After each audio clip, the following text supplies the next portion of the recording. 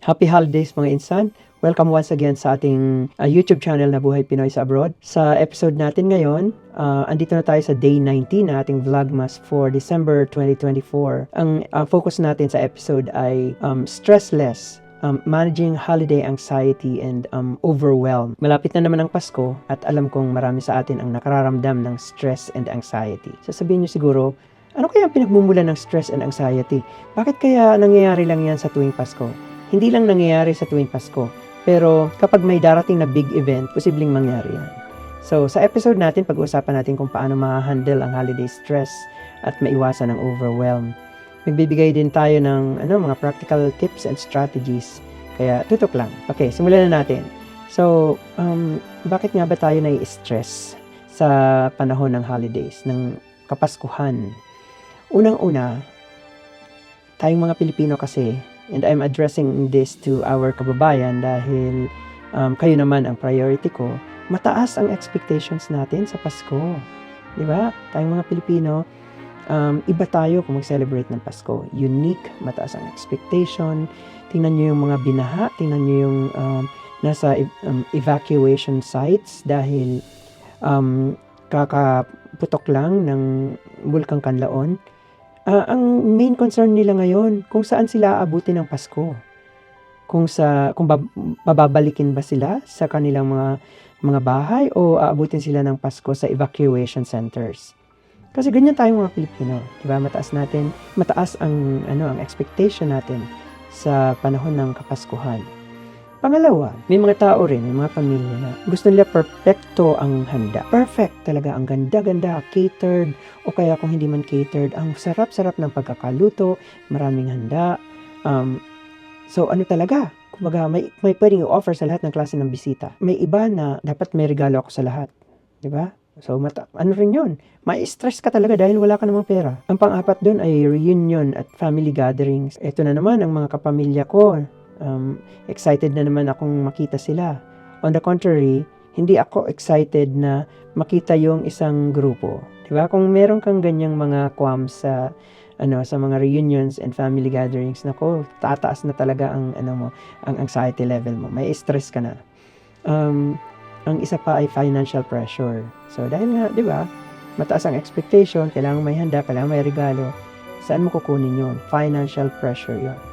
Ang isa pa ay lack of time or busy schedules. Yung trabaho mo hindi nagwa-warrant na mag-celebrate ka ng Pasko. May mga countries na hindi nagse-celebrate ng Pasko, kagaya sa mga Islamic countries, di ba? So yung mga kapatid nating OFWs, nakaka-stress para sa kanila dahil wala man lang silang ang lungkot ng Pasko nila dahil hindi nagse-celebrate yung kanilang bansa ng Pasko. O kaya dun sa mga tao na ang schedule ay 24/7 o kaya panggabi ang schedule at kahit sa panahon ng Noche Buena ay pa rin, magtatrabaho pa rin. Nakaka-stress yun. Ang isa pa ay social obligations. Ayun. So, meron kang mga nakalinya na schedule sa panahon ng Kapaskuhan. Kaya wala kang time sa pamilya, wala kang time na mag-prepare. Nakaka-stress din yun. Ano ang pwede natin gawin in order to address all of these? Kasi hindi ko naman pwedeng sabihin na ihinto natin ang lahat ng gagawin natin, di ba? Parang sasabihin niyo siguro, yeah, right, no. Para sa iyo, pwede yan. Sa amin, hindi. Ang isang pwede natin gawin na pinaka-achievable is yung tinatawag na mindfulness na lang. So, maging present tayo sa kasalukuyan. Anong mindfulness? Ang mindfulness ay pagiging aware sa mga nangyayari. Diba, Pasko, maliit lang ang budget ng pamilya ko, so yun lang ang pagkakasyahin namin. Pasensyahan tayo dahil yun lang talaga ang pwedeng i-offer.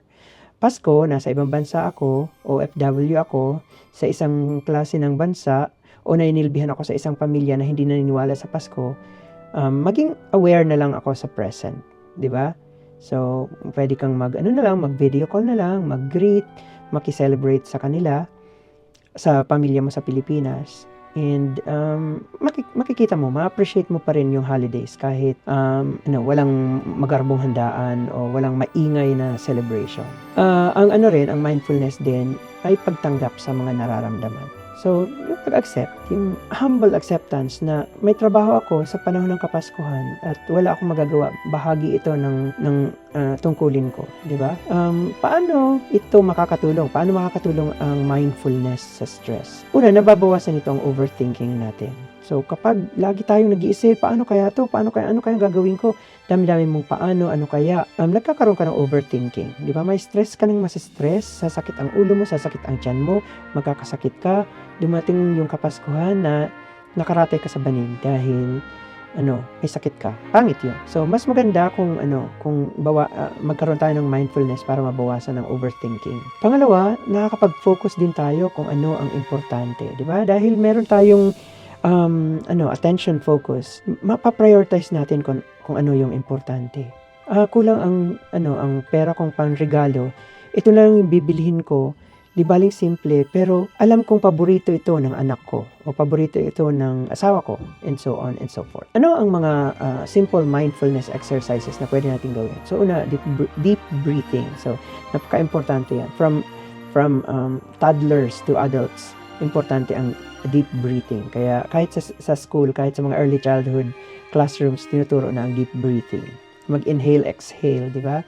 Kasi importante yan. Kung hindi ka marunong, matanda ka na nga, 50 years old ka na, pero hindi ka pa rin marunong mag-deep breathing exercise, magkakaroon ka ng problema, di ba? Magkakaroon ka ng sakit. Pangalawa, body scan meditation. So, yun, feel the pain in your body.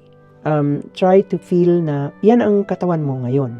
Pangatlo, mindful eating. So, habang kumakain ka, pakiramdaman mo lahat. Huwag yung lunok lang ng lunok ng pagkain. Tapos nakalimutan mo uminom ng tubig man lang, di ba? So, maraming ganyan dahil sabi nila masyado silang busy, stressed sila, grabe ang anxiety level nila. Kaya nakalimutan nilang uminom ng tubig. So, unfair yan sa katawan natin. Relaxation technique. So, bakit mahalaga ang relaxation? Yung relaxation kasi, kumbaga sa computer nga, di ba? Kailangan din nila ng reset once in a while. So, parang nire-reset din nito ang katawan natin, ang body natin. Ma-achieve natin to sa paggamit ng tinatawag na progressive muscle relaxation, di ba? Yung mga, kahit yung konting pag-inat-inat lang ng katawan natin, importante na yon. Visualization or guided imagery. Habang nakaupo ka sa jeepney, pauwi ng bahay, subukan mong ipikit ang mata mo at mag-visualize ka kung ano ang maaaring magandang gawin pagdating ng bahay, di ba? Listening to calming music, spending time in nature, yan yung iba pa na bagay na pwede natin gawin. Wag din tayong magpa-pressure sa oras. Una, planuhin natin ang oras natin. Time management, di ba, in English. Kumbaga, i-allocate natin ang panahon, ang oras sa mga priorities talaga. Gumawa tayo ng listahan ng mga kailangan gawin. Part yan ng planning eh. Magtakda tayo ng mga realistic goals. I-prioritize natin ang mga tasks natin, mag-delegate ng tasks. Huwag matakot magsabi ng hindi. Sabi ng boss mo, oy, sa 24, ina-expect ko na mag-overtime ka hanggang alas 12 ng hating gabi. Huwag na tayong matakot magsabi ng hindi. Sabihin mo, importante ang pamilya mo sa iyo. In a nice way, 'di ba? And ultimately, maglaan din tayo ng oras para sa sarili natin. Huwag lang yung lagi na lang sa iba. Sa pamilya ko, sa mga anak ko, sa misis ko, sa girlfriend ko, o sa kung kani-kanino. Maglaan ka rin ng oras para sa sarili mo. Kasi importante yon. Mga bonus tips pa para sa stress-free holidays.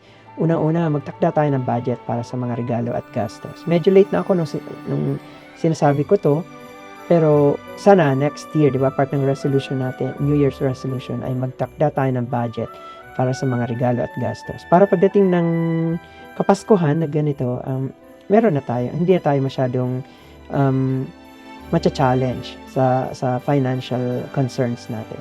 Isang tip pa is mamili online para maiwasan ng crowds. So kapag sa time na ito na napapanood nyo ang episode ko, ay pwede pa kayong mag-order online at pwede pa siyang dumating before Christmas Day. Go!